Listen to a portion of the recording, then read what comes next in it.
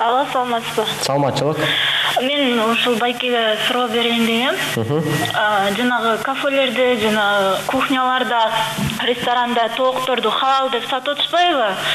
Тамактарды жазышыпчы. Ошолорго көз караштарыңыз кандай? Халал деп анан еще жазып коюп атышат. Аракка халал деп жазып койсо иче береби? Халал деп жазып койду депчи. Ичпейт да туурабы? Ошондой эле. Аны халал деп койгон менен ага далил сураш керек да.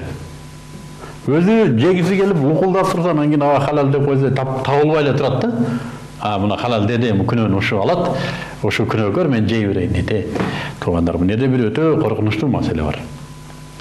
Ал халал деп коюп, арамды берсе, ал күнөөкөр. Бул турган нерсе, ал күнөөлүү. Ооба. Бирок ага ишенип жедиң да арамды. Арам сенде калды да. Сенин дуаң кабыл болбойт. Ал күнөөнү алды. Ал күнөөнү алгандыгынан senin жегениң адал болуп калбайт да. Ал күнөөкөр болсо эле сенин тамагың ошол заматта бир сыйкырдуу күч менен адалга айланып калбайт. Мен ушундай деп билем. Күнөөнү алгандыгы сөзсүз, бирок анын күнөөнү алгандыгы арам же деген сөз эмес. Андан көрө күнөөнү албай деле койсун. Сен далилин сура, текшер, мынау адалбы? Ооба, далили кайсы? Биз мусулманбыз да. Мен ишенем мусулмандыгыңа. Ибраим алейхиссалам пайгамбарлардын атасы, Аллах субханаху тааланын досу, халилуллах. Аллах таалага айтып атат, Аллах таала мага өзүң жөнүндө бир далил берчи дейт. Аллах таала айтып атат, Ибраим, сен мага ишенбейсиңби? Ишенем дейт.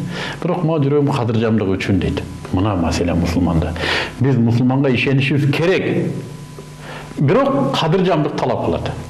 Мен ишенем сен мусулман экениңе, кечирип кой. Мен кадыржам болушум үчүн далилиң көрсөтүп койчу. Мына болду ушул нерсе. Жок бу далил, кечирип кой. Нан суу менен отур.